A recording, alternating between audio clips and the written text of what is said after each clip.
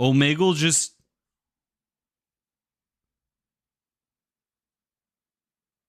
No. Dude, is this an April Fool's joke? Is Omegle really fucking dead, dude?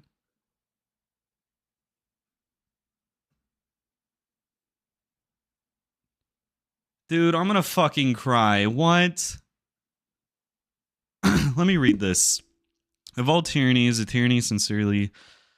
I'm not going to read the quote. Dear strangers, from the moment I discovered the internet at a young age, it has been a magical place to me. Growing up in a small town, relatively isolated from the larger world, it was a revelation how much more there was to discover, how many interesting people and ideas the world had to offer. As a young teenager, I couldn't just waltz onto a college campus and tell a student, let's debate moral philosophy.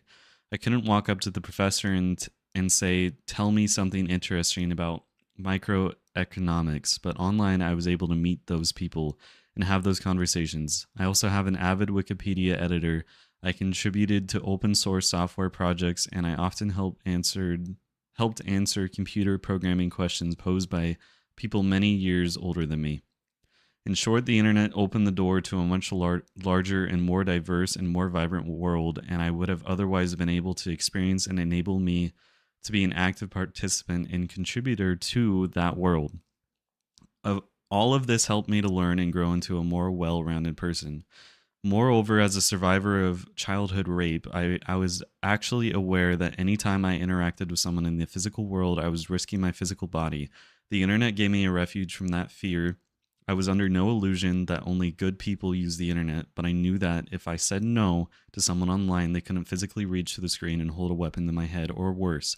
I saw the miles of copper wires and fiber optic cables between me and other people as kind of a shield, one that empowered me to be less isolated than my trauma and fear and would have otherwise allowed. I launched Omegle when I was 18 years old and still living with my parents. It was meant to build on things I loved about the internet while introducing a form of social spontaneity that I felt didn't exist elsewhere. If the internet is a manifestation of the global village, Omegle was meant to be a way of strolling down a street in that village, striking up conversations and with the people you ran into along the way. The premise was rather straightforward. When you used Omegle, it would randomly place you in a chat with someone else. These chats could be as long or as short as you chose. If you didn't want to talk to that particular person for whatever reason, you could simply end the chat if desired, move on to another chat with someone else.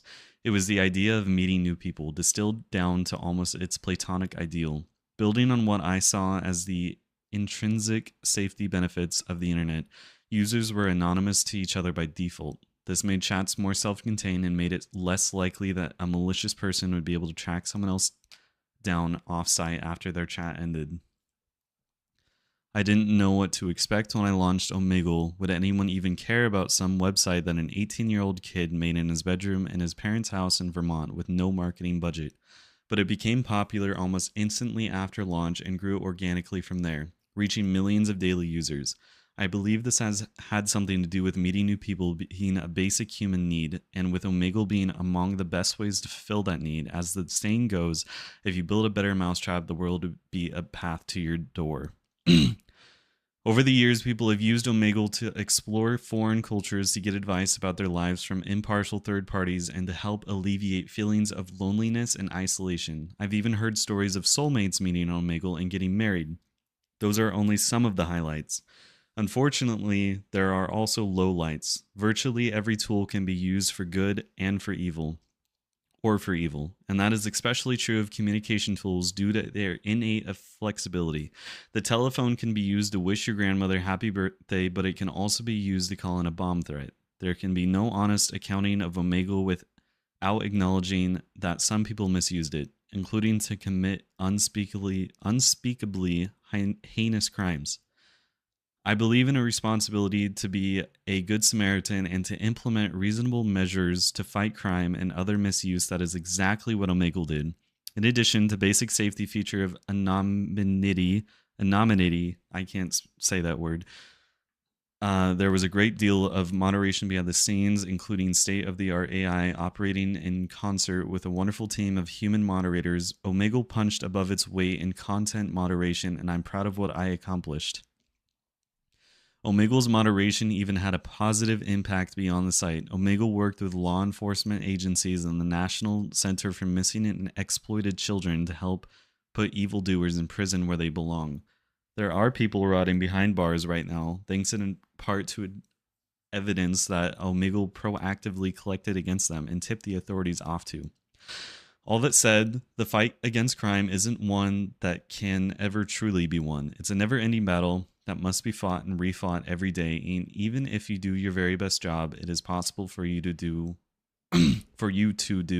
You may make a sizable dent, but you won't win in any absolute sense of that word. That's heartbreaking, but it's also a basic lesson of criminology and one that I think the vast majority of people understand on some level. Even superheroes, the fictional characters that our culture imbues with special powers as a form of wish fulfillment in the fight against crime, don't succeed at eliminating crime altogether. In recent years, it seems like the whole world has become more ornery. Maybe that has something to do with the pandemic or with political disagreements. Whatever the reason, people have become faster to attack and slower to recognize each other's shared humanity. One aspect of this has been a constant barrage of attacks on the communication services, Omegle included, based on the behavior of a malicious subset of users. To an extent, it is reasonable to question the policies and practices of any place where crime has occurred. I have always welcomed constructive feedback, and indeed, Omegle implemented a number of improvements based on such feedback over the years. However, the recent attacks have felt anything but constructive. The only way to please these people is to stop offering the service. Sometimes they say so explicitly and avowedly. Other times it can be inferred from their act of setting standards that are not humanly achievable. Either way, the net result is the same. Omegle is the direct target of these attacks, but their ultimate victim is you. All of you out there who have used or would have used Omegle to improve your lives and the lives of others. When they say Omegle shouldn't exist, they are really saying they shouldn't be allowed to use it. That you shouldn't be allowed to meet random new people online. That idea is an anathema to the ideals I cherish. Specifically to the bedrock principle of free society that when restrictions are imposed to prevent crime, the burden of those restrictions must not be targeted at innocent victims or potential victims of crime. Consider the idea that society ought to force women to dress modestly in order to prevent rape. One counter-argument is that rapists don't really target women based on their clothing, but a more powerful counter-argument is that irrespective of what rapists do, women's rights should remain intact. If society robs women of their rights to bodily autonomy and self-expression based on the actions of rapists, even if it does so with the best intentions in the world, then society is practically doing the work of rapists for them. Fear can be a valuable tool guiding us away from danger. However, fear can also be a mental cage that keeps us from all the things that make life worth living. Individuals and families must be allowed to strike the right balance for themselves based on their own unique circumstances and needs. A world of mandatory fear is world ruled by fear. A dark place indeed.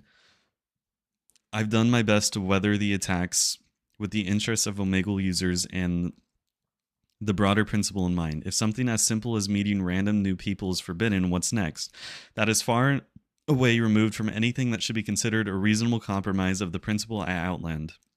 Analogies are a limited tool, but a physical world analogy might be shutting down Central Park because crime occurs there, or perhaps more provocatively, destroying the universe because it contains evil. A healthy, free society cannot endure when we are collectively afraid of each other to this extent. However, what is right doesn't always prevail. As much as I wish circumstances were different, the stress and expense of this fight, coupled with the existing stress and expense of operating Omegle and fighting its misuse, are simply too much. Operating Omegle is no longer sustainable, financially nor psychologically. Frankly, I don't want to have a heart attack in my 30s. The battle for Omegle has been lost, but the war against the internet rages on. Virtually every online communication service has been subject to the same kinds of attacks as Omegle. And while some of them are much larger companies with much greater resources, they all have their breaking point somewhere. I worry that unless the tide turns soon, the internet I fell in love with may cease to exist and its place we will have something closer to souped up version of TV, focused largely on passive consumption, with much less opportunity for active participation and genuine human connection. If that sounds like a bad idea to you, please consider donating to the Electronic Frontier Foundation, an organization that fights for your rights online. From the bottom of my heart, thank you to everyone who used Omegle for positive purposes and to everyone who contributed to the site's success in any way. I'm sorry that I couldn't keep fighting for you. Sincerely, Leaf K. Brooks, founder Omegle.com LLC. That I don't even know what to say, dude. I have been so lazy today, not wanting to do Omegle, not wanting to make content, not wanting to do anything. And as soon as I go to stream Omegle, it gets shut down. And not in a way that is like, oh, Omegle shut down because the guy wants to stop working on it. It gets shut down for a very good reason. I literally cannot believe the moment that I decided to start streaming Omegle for the first time in almost a month and a half, 2 months, that it gets shut down mid me recording, which is absolutely insane. I never thought that Omegle would be shut down this soon. I thought Omegle was going to be here for like another few years. I was telling my girlfriend the other day, I'm like, oh gosh. I just drank my own spit. Anyways, I was just telling my girlfriend the other day, I don't think Omegle is going anywhere for a while. I guess I was fucking wrong. I'm really fucking sad, dude. I don't know what to say.